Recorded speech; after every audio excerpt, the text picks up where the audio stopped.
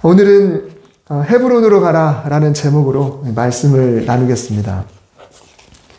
사람들은 누구나 어떤 모양이로든지 보상에 대한 기대가 있습니다.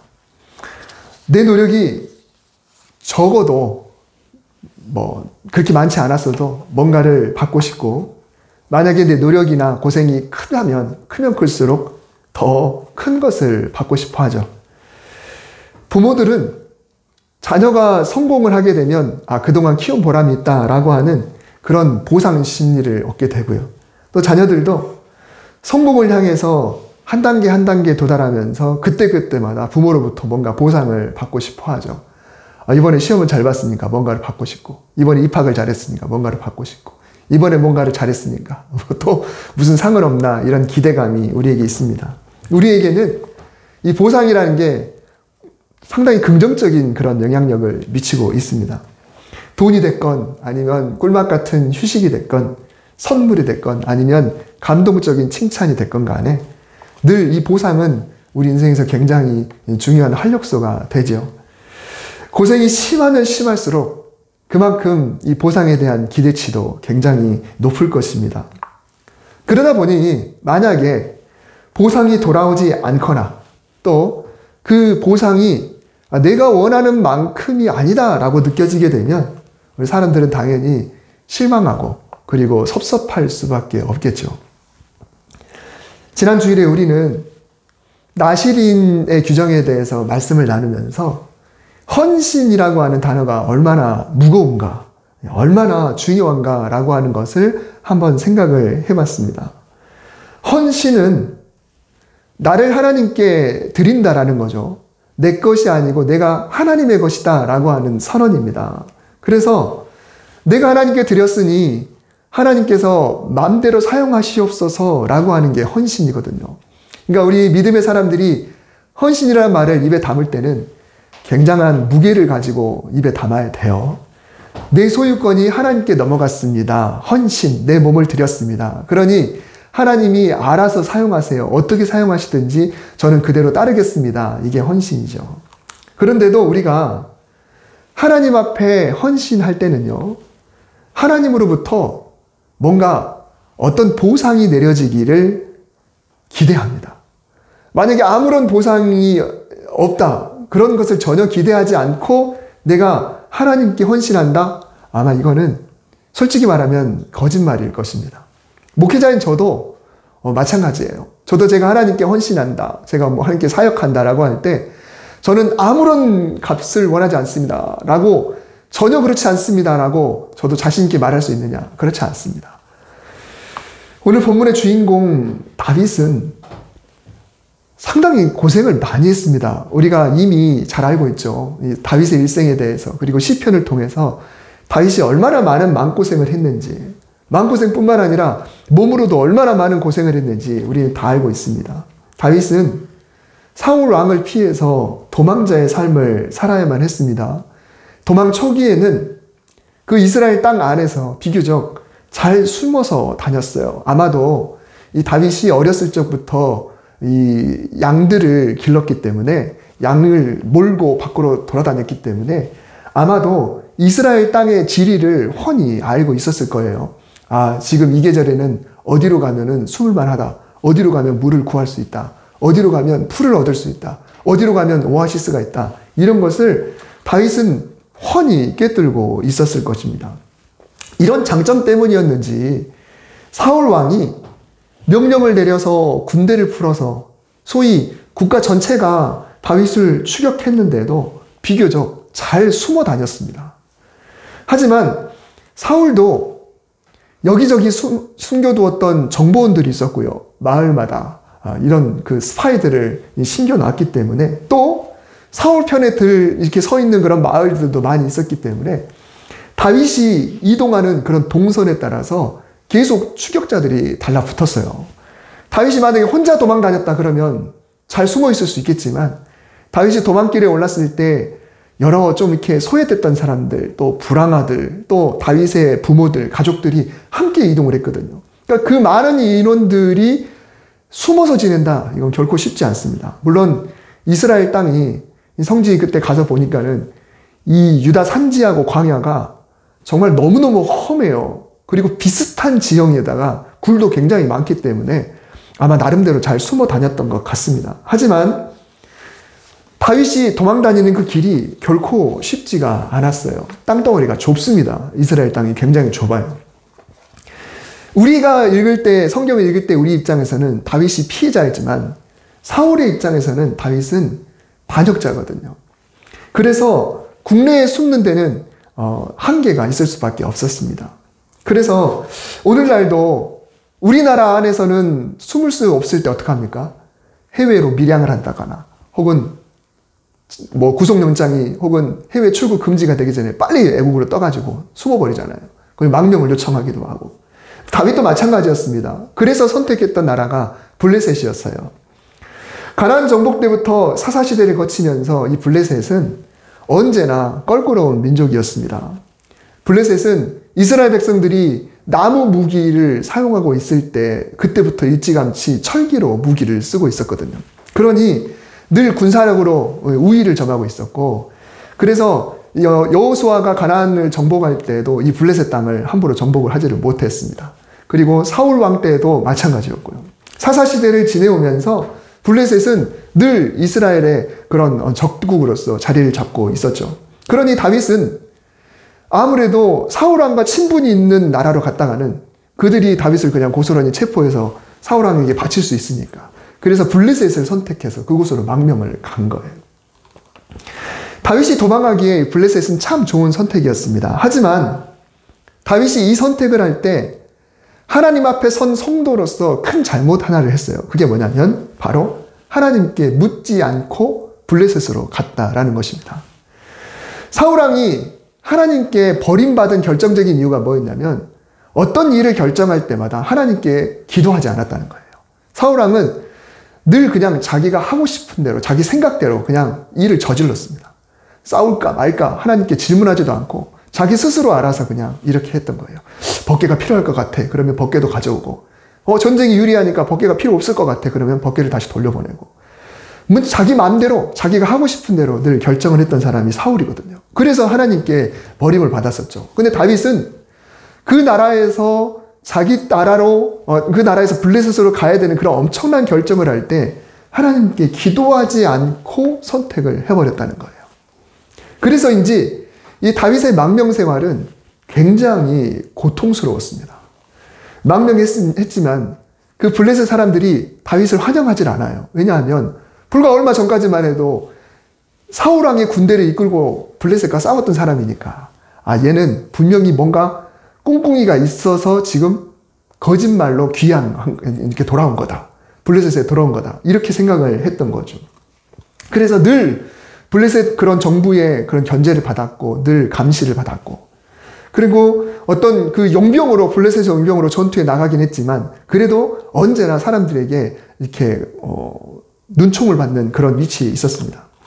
언제 배신할지 모르니까 그랬고요. 또 목숨을 부지하려고 이게 굉장히 노력을 많이 하는 과정 속에서 용병으로 전쟁에 나갔다가 다윗을 따라왔던 그런 사람들이 다 그냥 포로로 잡혀가는 일도 생겼고 자기의 부하들로부터 죽임을 당할 뻔한 그런 일도 겪었습니다. 그러니까 다윗은 굉장히 힘든 그런 시간들을 보내면서 나름대로 때를 기다리고 있었던 것이죠.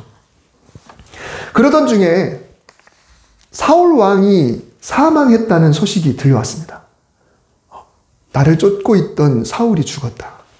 그러니 이제 다윗은 더 이상 망명 생활을 할 필요가 없겠죠. 고국 이스라엘 땅으로 돌아가면 됩니다. 생각하고 말고가 할 필요가 없어요. 그냥 가면 돼요. 그런데 이번에는 다윗이 무턱대고 그냥 고향 땅으로 돌아간 것이 아니라 이전에 본인이 잘못했던 것을 떠올려서 하나님께 기도를 선택합니다. 블레셋으로 갈 때는 기도하지 않고 블레셋으로 도망가야지 갔는데 이제는 사실은 블레셋으로 갈 때는 기도를 하고 가야 될 상황인데도 안 했잖아요. 근데 이번에는 사울 왕이 죽었으니까 오히려 기도하지 않아도 되는 그런 상황이에요.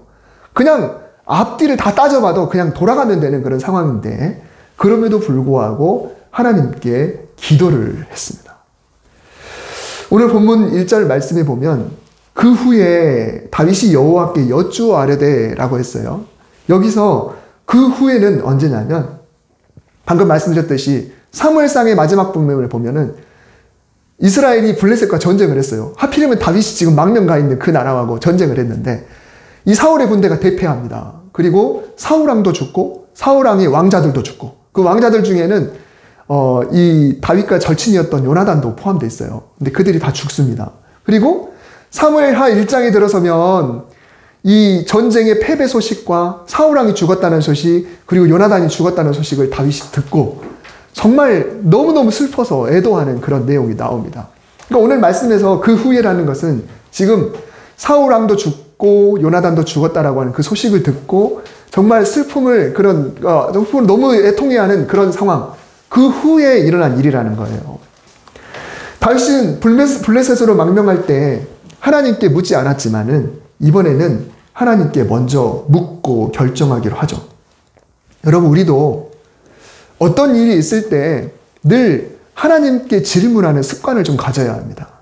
근데 사울왕으로부터 쫓겨서 정말 앞길이 어떨 줄 모른다. 정말 진퇴양난, 어쩔 줄 모르는 그런 급박한 상황에서 꼭 기도가 필요할 때만 기도하는 것이 아니라 누가 봐도 순탄한 상황 속에서 누가 봐도 길이 훤히 열린 상황 속에서도 그때도 우리는 하나님께 기도를 해야 돼요. 그래서 다윗은 이번에는 하나님께 기도하기로 한 거죠. 늘 강조해서 드렸던 말씀이지만 하나님께 기도를 해야 하나님이 일하십니다. 그리고 하나님께 기도를 해야 하나님은 하나님이 원하시는 가장 좋은 방법으로 인도를 해주신다는 거예요. 그래서 다윗은 그냥 부하들이 보기에는 기도하고 말고 할 게 뭐 있습니까? 그냥 가죠? 라고 말할 수 있는 상황 속에서 하나님께 기도를 선택한 거예요. 오늘 말씀에서 여호와께 여쭈아뢰되 라고 그냥 한 줄로 나왔지만은 다윗은 하나님께 마음을 담아서 기도하는 겁니다. 하나님, 어떻게 하면 좋을까요? 다윗이 이렇게 질문했죠. 하나님, 이제 우리는 유다의 한 성읍으로 올라갈까요? 내 출신이 유다 지파니까 지금 이 상황 속에서 유다 지파의 한 성읍으로 갈까요? 올라간다라고 말을 했는데요. 우리가 이스라엘 이 지도를 한번 놓고 보면은 당시 블레셋 땅은 이 서남쪽에 있습니다. 지도 왼쪽에 보면 블레셋이라고 돼 있죠. 그리고 지금 다윗은 블레셋의 약간 동남쪽에 있는 시글락이라는 곳에서 용병 생활을 하고 있어요. 동쪽으로 쭉 가면 헤브론이라는 곳이 나옵니다. 근데 왜 올라가냐는 표현이 나오냐면 이 서쪽은 평지고 동쪽은 산지거든요. 이 지도를 약간 왼쪽으로 45도 정도 기울이면 이렇게 됐어요. 모양이 이래요. 그러면 이게 이제 입체적인 지도를 보여드리기 위해서 이렇게 보여드린 겁니다. 오른쪽 밑에 시글락이라는 곳이 보이고 화살표를 따라가면 헤브론이 나옵니다. 그러니까 이스라엘 땅은 이렇게 생겼습니다. 서쪽은 다 평야, 그리고 올라가면서부터 점점 광야가 나오다가 산이 나와요. 이 산지가 오히려 풀이 있습니다. 신기하게. 물론 평야도 풀이 있고, 근데 산지도 풀이 있고. 그러니까 이 평야는 이스라엘 백성들의 주 활동 무대가 아니고 초록색으로 되어 있는 이 부분들이 성경에 나오는 역사의 대부분이 이 부분에서 이루어지고 있습니다. 이 고원 산지에, 유다 산지에 헤브론이 위치하고 있습니다. 그리고 유다 산지라고 하는 이 하얀 글씨에서 왼쪽으로 조금 올라가면 빨간 점, 거기가 베들레헴이고 조금 더 올라가면 예루살렘이 있습니다. 그러니까 예루살렘은 평평한 곳에 있지 않아요. 고지대에 있습니다. 그러니까 요새가 되는 거예요. 적들을 막기에 아주 좋은 그런 곳입니다. 그곳을 넘어가면 이제 염해라고 되어 있는 이곳이 우리가 알고 있는 사해고요. 그리고 왼쪽으로 강을 쭉 거슬러 올라가면 그게 요단강인데 그러면 저 왼쪽 구탱이에 조그만 거 갈릴리 호수가 거기 있습니다. 이스라엘 땅이 이렇게 생겼어요. 지형이. 그러니까 지형을 생각하면서 우리가 성경 말씀을 읽으면 좀 이해하시기가 편할 겁니다. 이렇게 이스라엘 땅에 이제 돌아가야 되는데 여러분이 지도를 보시면 아시겠지만은 이 헤브론은 굉장히 남쪽으로 치우쳐 있습니다. 그리고 산지에 있고요. 그리고 저 북쪽에 있는 그런 그 갈릴리 지역에 비해서 굉장히 험해요. 갈릴리 지역은 굉장히 비옥합니다. 땅도 좋고 물도 많고 정말 살기 좋은 그런 곳이죠. 다윗이 망명 생활 전에 이미 이스라엘 민족에게는 거의 영웅이었습니다. 전쟁 영웅. 싸울 때마다 이겼어요. 대표적으로 골리앗을 쓰러뜨렸죠. 이제 사울이 죽었으니까 그냥 고국으로 돌아가면 당연히 어디로 가야 돼요? 그냥 왕궁으로 그냥 가면 됩니다. 나라의 중심부로 가면 되고 그냥 사울이 있던 그 나라를 통치하던 그곳에 그냥 가면 돼요. 그 전에 다윗이 영웅이 아니었으면 모르는데 영웅이잖아요. 그 전에 정말 전쟁 영웅이었잖아요. 그래서 하나님께 기도할 때 어쩌면 당연하게 생각할 만한 그런 답을 기대했을지도 몰라요. 다윗이 이렇게 기도했죠. 하나님, 제가 유다의 한 성읍으로 올라갈까요? 하나님께서 무슨 소리냐? 당연히 왕의 성으로 가야지. 너는 그냥 무혈 입성하면 된다. 내가 다 준비해뒀다. 이미 오래전에 내가 사무엘을 통해서 늘 다음 왕으로 세우겠다고 기름 부었지 않느냐. 그냥 가서 왕이 되면 된다. 이렇게 대답하실 줄 알았는데 하나님의 응답은 그렇지 않았죠. 그래, 유다의 한 성읍으로 가라. 어느 성으로 갈까요? 헤브론으로 가라. 라고 하나님이 말씀을 하신 겁니다. 여러분, 다윗이 하나님께 기도하면서 유다의 한 성읍으로 갈까요? 라고 질문할 때 어떤 마음이었을까요? 내가 유다 지파니까 어느 정도 추스려야 되니까 그냥 유다의 한 성읍으로 가 있을까요? 라고 정말 진지하게 그렇게 기도했을 수도 있고, 아니면 어쩌면 겸손한 척하면서 하나님께 떠봤을 수도 있어요. 하나님, 유다 한 성읍으로 내가 가면 될까요? 우리도 누군가에게 뭔가를 요구할 때 내가 원하는 것을 바로 달라고 하지 않죠. 나름대로 내 속마음은 큰 거지만 그래도 상대방의 기의중도 떠보고 상대방의 기분도 맞춰보면서 그보다 낮은 것들을 조금 이야기하면서 점점 이야기를 하고, 그리고 결정적인 순간에 내 속내를 드러내잖아요.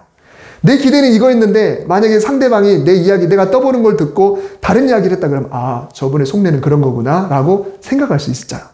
근데 하나님께서 다윗이 유다 한 성읍으로 갈까요? 라고 질문했을 때 하나님은 이미 내가 차려준 밥상 너는 그냥 이스라엘로 가서 그냥 왕이 되면 돼. 다음 왕이 되면 돼. 라고 하지 않으시고 그냥 유다 한 성읍으로, 그리고 헤브론으로 가라 라고 말씀을 하신 겁니다. 이 헤브론은요, 사실 역사적으로는 굉장히 의미가 있는 곳에 틀림이 없습니다. 지리적으로는 굉장한 요새예요. 여기가 굉장히 척박한 그런 지리적인 모습, 그런 속에서, 그렇지만 땅은 비옥하고 그리고 물도 있고 농사를 지을만 하고 지리적으로는 방어하기 좋은 곳. 그래서 높은 산지임에도 불구하고 아브라함이 처음 가나안 땅에 도착했을 때 정착했던 곳이고요. 그리고 가족의 무덤을 세웠던 곳입니다. 우리가 알고 있는 막벨라 굴이라는 곳이 있죠. 거기에 자기 아내도 묻히고 아브라함도 묻히고 그리고 아들들 그리고 손자 이렇게 다 거기에 묻혀요. 그러니까 이 헤브론이라는 곳이 그런 곳입니다. 그리고 이스라엘 백성들이 애굽에 430년 동안에 있는 동안에 헤브론은 가장 강력한 거인족인 아낙이라고 하는 부족이 그 섬을 차지했어요. 가장 강력한 곳은 가장 좋은 곳을 차지하게 될 텐데 나름대로 그들은 헤브론이 가장 좋은 곳이라 여겨서 그곳을 차지했죠.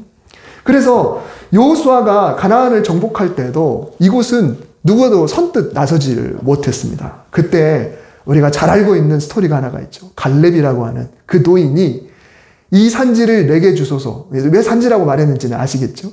이 산지를 내게 주소서. 그 전에 나에게 약속하셨던 그 땅 내가 올라갈 테니까 내가 차지하겠습니다. 라고 말을 했던 그곳이 바로 이곳입니다. 우리가 잘 알고 있는 그런 스토리가 있는 곳이죠. 그러니 유다 지파의 왕궁으로 세우기에는 아주 좋은 곳이 바로 이 헤브론입니다. 그런데 지금 하나님이 원하시는 왕은 이스라엘 전체의 왕이거든요. 헤브론은 사실 이스라엘의 전체의 수도가 되기에는 너무 부족한 여건입니다. 지리적으로 너무 남쪽에 있고요. 그리고 또 정말 그 한 성으로서는 자체는 좋지만은 말 그대로 지방에 있는 그런 성이거든요. 우리나라 대통령이 되기 위해서 누군가가 기반을 쌓으려면 어디로 가야 됩니까? 당연히 서울로 가야 되잖아요. 근데 자기의 기반을 쌓겠다고 저 밑에 진주나 혹은 여수나 이런 데 수도를 정하고 거기서 이 나라의 왕이 되겠다라고 할 리는 없지 않습니까? 근데 하나님께서는 지금 그곳으로 가라고 말씀을 하고 있는 겁니다. 근데 다윗은 그 말씀에 토 하나 달지 않고 순종합니다. 가족과 부하들을 데리고 헤브론 산지로 올라갑니다. 장소는 그렇다 치고 오늘 보면 4절에 보면은 4절 말씀에 보면 유다 사람들이 와서 헤브론에서 다윗에게 기름을 부어서 유다 족속의 왕으로 삼아요.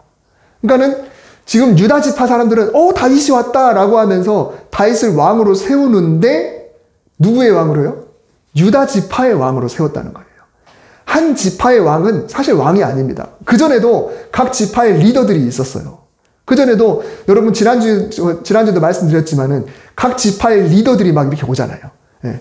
각 지파의 리더들이 와서 성소에 모여가지고 제물을 드리고 막 이러잖아요. 근데 사울왕은 12지파 전체를 다스렸는데 그러면 말 그대로 온 이스라엘의 왕이죠. 근데 다윗은 지금 어떻게 돼요? 한 지파의 왕이 되는 것입니다. 오늘날 정치로 한번 말씀을 드려보면은 대통령이 되려는 사람이 있었는데 이 사람이 대통령이 되는 게 목적이었는데 그냥 지방자치단체 장이 되거나 시장이 되거나 이렇게 된 거하고 똑같다는 거죠. 그러면 만약에 그런 사람이 있다고 한다면 굉장히 자존심이 상할 거예요. 난 대통령 감인데 내가 이 도시에서 시장이나 하고 있어야 돼? 라고 하는 거죠. 어쩌면 탈당해가지고 무소속으로 대선에 나갈지도 모르죠. 그런 일들이 오늘날도 비일비재하잖아요. 근데 다윗은 이것도 받아들입니다. 제가 왜 이런 스토리를 계속해서 말씀을 드리냐면 그동안 다윗이 고생했던 것을 한번 되돌아보자면 다윗으로서는 할 말이 참 많습니다. 스스로 왕이 되려는 생각을 하기도 전에 그냥 일방적으로 사무엘 선지자가 자기 아버지 집에 와가지고 아들들을 찾다가 저 멀리 밖에서 양을 치고 있던 다윗을 불러들여서 다윗은 아무 생각도 없는데 하나님이 알아서 사무엘을 통해 기름을 부었어요. 너는 다음 왕감이다. 그리고 나라를 위해서 그리고 하나님의 이름을 모욕하는 이 골리앗을 쓰러뜨렸거든요. 지휘관이 되어서는 크고 작은 전쟁마다 다 나가서 승리를 얻었습니다. 사심 없이 충성을 했어요. 그런데 얻어낸 결과가 뭐였나요? 죽을 위협? 그래서 도망자의 신세밖에 없었습니다. 국내에 숨을 곳이 없어서 원수의 나라로 피신을 갔습니다. 산전수전 너무 많은 고생을 했습니다. 누가 이 고생을 무시할 수가 있겠습니까? 그런데 다윗이 하나님께 질문했죠. 하나님, 그동안 제가 고생한 게 너무너무 많은데 그동안 하나님 제가 너무 수고도 많이 했잖아요. 하나님, 이제는 때가 됐잖아요. 그렇게 하나님께 질문하는 거하고 똑같은 거죠. 그런데 하나님은 그 고생의 결과 그냥 유다 땅으로 가서 거기에 한 성에 가서 거기서 기름 부음을 받아 거기서 유다 지파의 왕이 되는 것을 하나님이 그대로 놔두신 겁니다. 근데 다윗은 하나님께 반발하지 않았습니다. 그냥 묵묵히 순종했어요. 왜 그랬을까요? 다윗은 이미 하나님의 뜻을 아는 겁니다. 나를 향한 하나님의 뜻이 무엇인가? 나를 향한 하나님의 뜻이 무엇인가를 다윗이 아는 거예요. 그 뜻이 무엇일까요? 너는 과연 작은 일에도 감사할 수 있느냐? 그리고 이 작은 일이라 할지라도 최선을 다할 수 있느냐라는 것입니다. 예수님께서 하셨던 비유 중에 달란트 비유와 문화의 비유가 있습니다. 이 두 비유는 비슷하지만 다릅니다. 그냥 이 두 비유가 그냥 하나인가 보다라고 생각할 수도 있는데 달라요. 달란트 비유는 3명의 종이 등장을 해요. 그래서 그 주인이 이 3명의 종에게 각각 다른 양의 달란트를 맡겼습니다. 근데 문화의 비유는 10명의 종이 등장을 해요.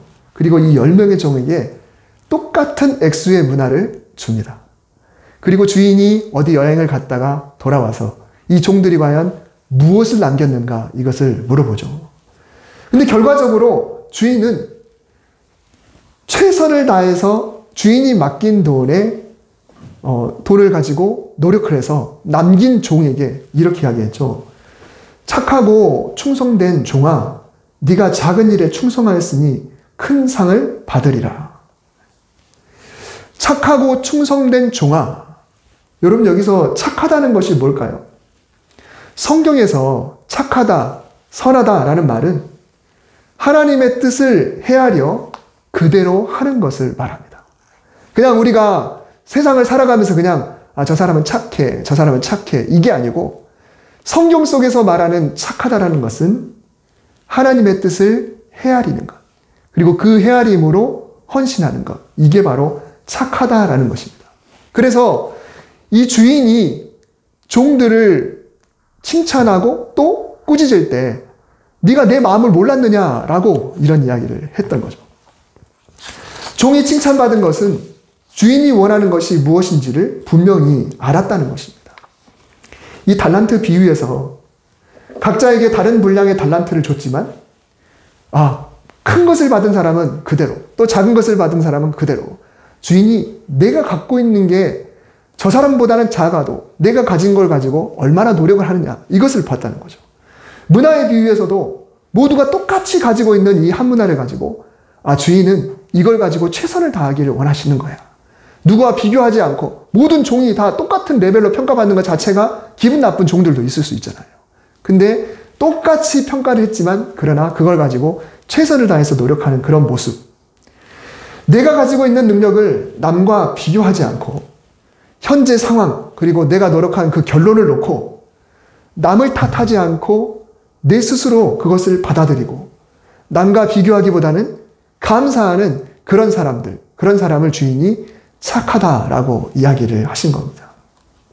다윗은 사울과 단순히 비교해 볼 때 사울은 처음부터 12지파의 왕으로 시작을 했습니다.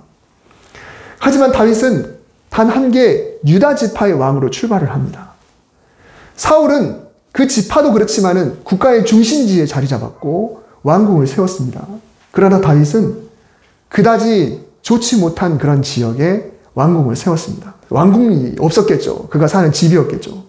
하지만 다윗은 하나님의 뜻을 헤아릴 수 있는 거죠. 그야말로 하나님의 뜻을 헤아리는 착한 사람, 이런 사람이 바로 다윗이었다라는 것입니다. 하나님께 간구한 것은 엄청나게 큰데 때로는 너무 작은 것을 하나님이 주셔서 한쪽으로 속상할 때가 있을 수 있습니다. 하나님께 큰 것을 구했는데 주신 것이 너무 약하다고 생각하는 그런 경우도 있습니다.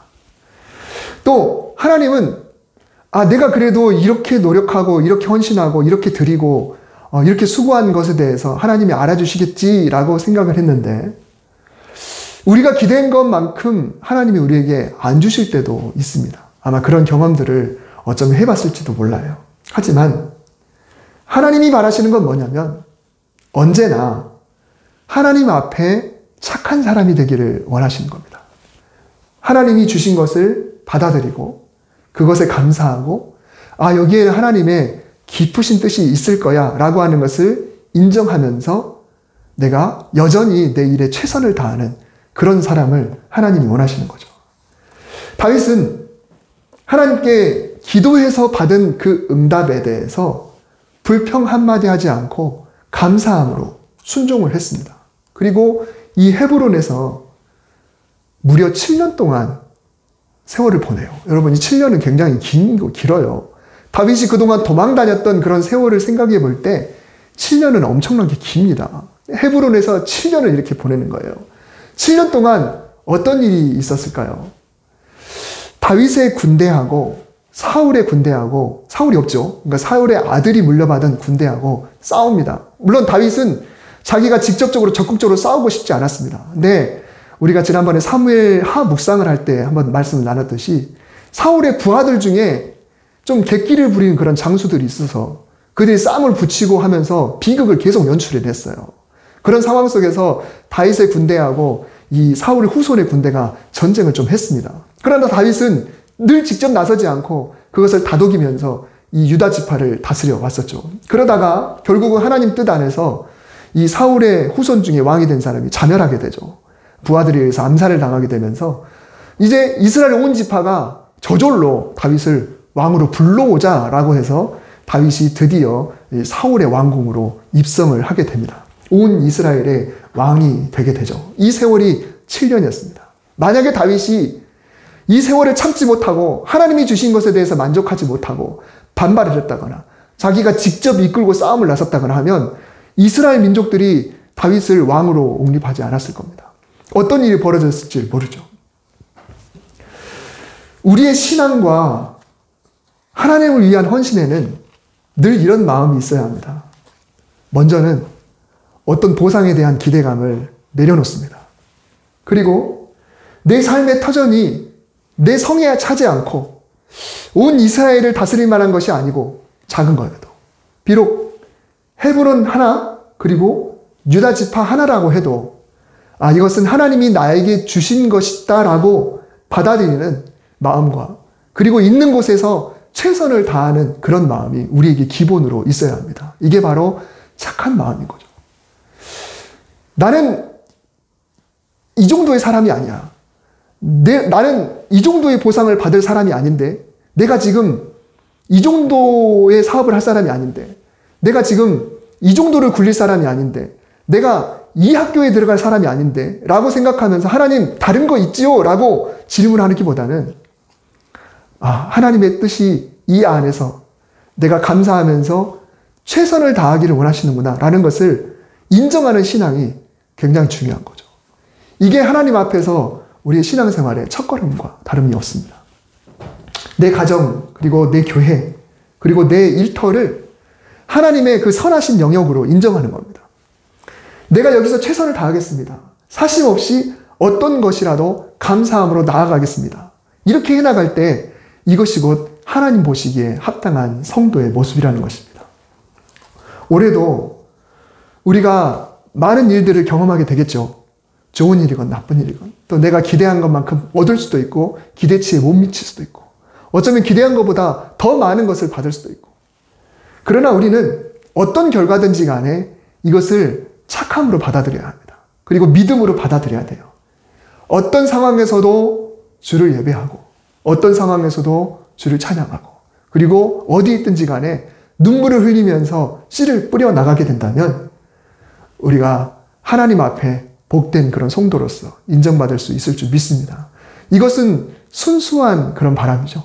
우리는 하나님께 인정받는 성도가 되길 원합니다.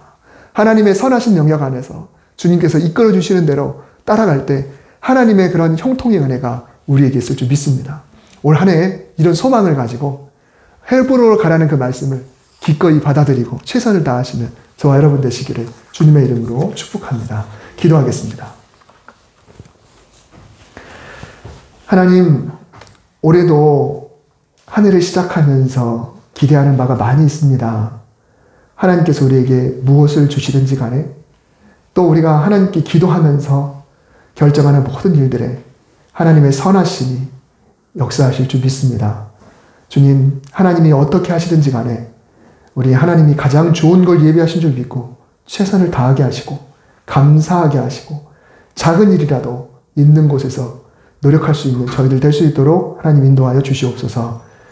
설날 하나님께서 우리를 복 주시고 또 우리 모두를 축복할 때 우리에게 은혜가 임할 줄 믿습니다. 하나님, 올 한 해 주님 선하게 일하여 주시옵소서. 우리는 받아들이겠습니다. 예수님의 이름으로 기도드립니다. 아멘.